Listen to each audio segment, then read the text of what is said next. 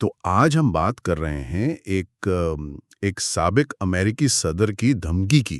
جی ہاں۔ Donald Trump. جی ہاں۔ انہوں نے کہا ہے کہ اگر ایران نے اپنا جوہری پروگرام دوبارہ شروع کیا تو وہ بمباری کر دیں گے۔ جی یہ تو مطلب بہت بڑا بیان ہے۔ بالکل، خاص طور پر آج کل کے حالات میں جب مشرق وسطیٰ میں پہلے ہی اتنی کشیدگی ہے۔ صحیح، تو آج ہم ذرا اسی پہ بات کریں گے، ہمارے پاس جو معلومات ہیں ان کی بنیاد پر، کہ بھئی یہ صرف سیاسی باتیں ہیں یا واقعی کوئی خطرہ ہے اس میں۔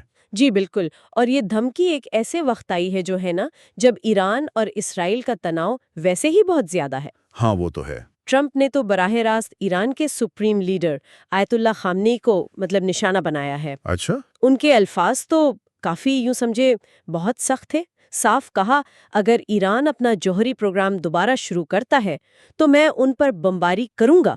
خامنئی صرف طاقت کو سمجھتے ہیں۔ یہ تو مطلب سفارتکاری نہیں، یہ سیدھی دھمکی ہے۔ ٹرمپ کا اپنا انداز؟ بالکل، یہ سیدھی بات ہے۔ تو ایران نے کیا کہا اس پر؟ ظاہر ہے وہ سنجیدگی سے تو نہیں لے رہے ہوں گے، یا لے رہے ہیں؟ دیکھیں، سرکاری طور پر تو ان کا رد عمل وہی ہے جو متوقع تھا۔ کہا کہ یہ کھوکھلی دھمکیاں ہیں اور یہ مغربی تکبر ہے۔ وہ تو یہی کہتے ہیں کہ ان کا جوہری پروگرام وہ پرامن مقاصد کے لیے ہے۔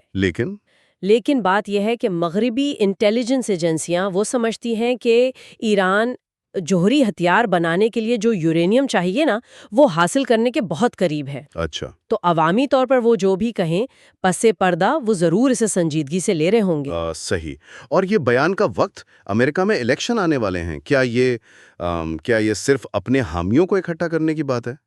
یقینی طور پر اس کا ایک بڑا حصہ تو سیاسی ہی ہے۔ دیکھیں نا، یہ بیان ٹرمپ کے ان حامیوں کو بہت پسند آئے گا جو اسرائیل کے حمایتی ہیں، ایران کے سخت خلاف ہیں، اور چاہتے ہیں کہ امریکہ اپنی طاقت دکھائے۔ ہاں، وہ خود کو بائیڈن کے مقابلے میں زیادہ مضبوط لیڈر دکھانے کی کوشش کر رہے ہیں۔ بالکل، وہی امریکہ فرسٹ والی بات اور وہ جارحانہ انداز۔ اچھا، تو دنیا نے اس پر کیا کہا؟ اسرائیل، سعودی عرب، باقی ممالک؟ رد عمل ملا جلا سا ہے۔ اسرائیل جو ایران کو اپنے لیے سب سے بڑا خطرہ سمجھتا ہے، وہ تو شاید ٹرمپ کی سخت زبان کا خیر مقدمی کرے۔ ظاہر ہے۔ سعودی عرب جیسے خلیجی ممالک وہ عوامی طور پر تو خاموش ہیں، لیکن ظاہر ہے وہ بھی نہیں چاہیں گے کہ ایران ایٹمی طاقت بنے۔ لیکن دوسری طرف چین اور روس ہیں، جن کے اپنے مفادات ہیں خطے میں، خاص طور پر تیل کی وجہ سے۔ صحیح۔ وہ کہہ رہے ہیں کہ بھائی تحمل سے کام لیں، انہیں ڈر ہے کہ خطے میں مزید عدم استحکام نہ پھیل جائے۔ یہ بات تو ہے۔ اچھا، فرض کریں اگر ٹرمپ دوبارہ صدر بن جاتے ہیں اور ایران واقعی اپنی جوہری سرگرمیاں وہ تیز کر دیتا ہے، تو کیا واقعی بمباری ہو سکتی ہے؟ مطلب اس کے نتائج؟ یہ واقعی ایک بہت خطرناک امکان ہے۔ دیکھیں، اگر امریکہ حملہ کرتا ہے تو یہ بہت ممکن ہے کہ ایران جوابی کارروائی کرے۔ کس طرح کی جوابی کارروائی؟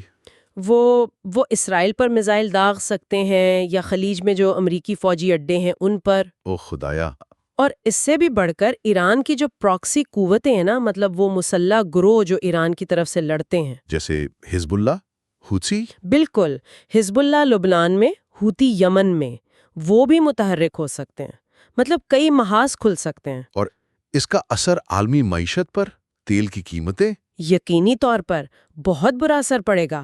آبنائے ہرمز، جہاں سے دنیا کا زیادہ تر تیل گزرتا ہے، وہاں اگر تناؤ بڑھتا ہے تو تیل کی قیمتیں تو آسمان پر پہنچ جائیں گی۔ ہاں، عالمی منڈیوں میں تو خوف پھیل جائے گا۔ بالکل، اور بدترین صورتحال میں یہ امریکہ اور ایران کے درمیان ایک براہ راست جنگ بھی بن سکتی ہے، جس کے نتائج تباہ کن ہوں گے۔ ٹرمپ نے پہلے بھی تو ایسی دھمکیاں دی ہیں شمالی کوریا کے معاملے میں جیسے۔ ہاں، دی ہیں۔